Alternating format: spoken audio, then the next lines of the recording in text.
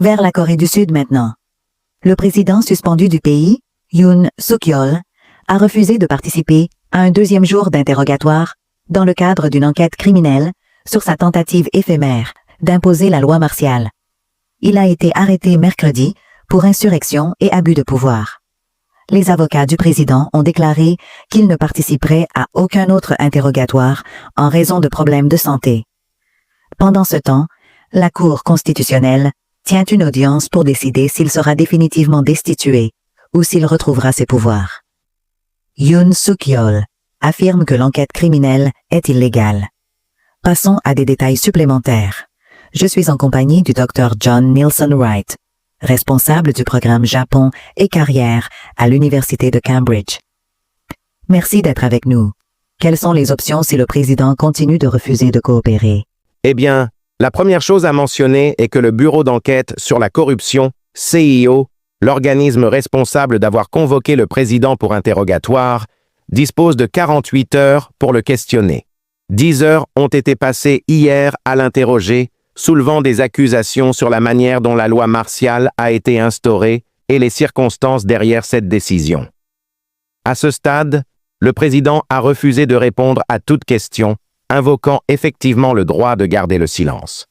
Le CIO devra obtenir d'ici demain matin une autorisation supplémentaire du tribunal de district central de Séoul pour continuer à détenir le président et l'interroger. Je soupçonne que cette autorisation sera accordée, en particulier à la lumière de toutes les difficultés rencontrées par le CIO pour le faire comparaître.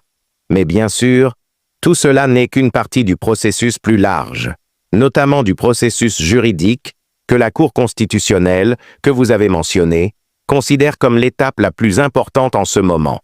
Cette Cour doit examiner et décider si elle confirme ou non le vote de destitution du Parlement.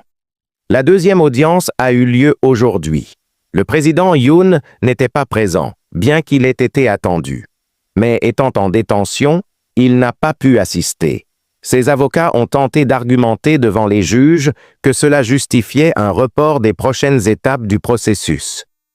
Fait intéressant, la Cour a rapidement et unanimement rejeté cet argument, ce qui indique une volonté d'accélérer les délibérations sur la procédure de destitution elle-même.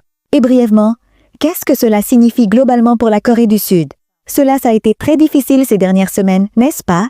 Eh bien, ce que nous voyons, c'est une énorme polarisation entre les forces, la gauche et la droite.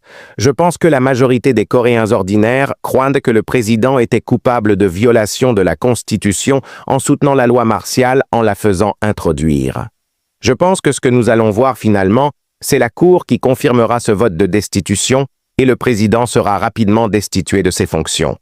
Ensuite, il y aura ces procédures pénales plus larges, et cela continuera de diviser la gauche et la droite et le Parti conservateur au pouvoir, essaie de mettre le Parti démocratique, le parti d'opposition, sur la défensive, en affirmant qu'ils outrepassent leurs droits.